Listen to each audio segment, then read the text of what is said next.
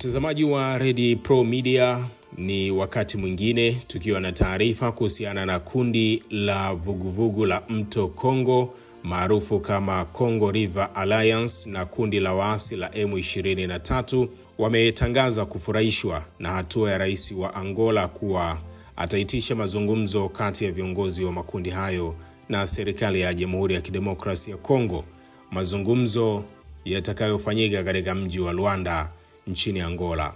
Kwa mujibu wa AFC na washirika wake, wamesema wao wako tayari kushiriki katika mazungumzo hayo na kuheshimu azimio la kusitisha uhasama na mapigano mashariki mwa Kongo. Msemaji wa AFC na M23 Dr. Oscar Balinda amesema kundi hilo linaafiki hatua hiyo ya Rais Juan Lorenzo na kuwa wao watashiriki kikamilifu ikiwa watapata mwaliko rasmi, kwa kuwa wamekuwa wakiitisha mazungumzo hayo ili kujaribu kutafuta suluhisho la mzozo unaoendelea mashariki mwa DRC.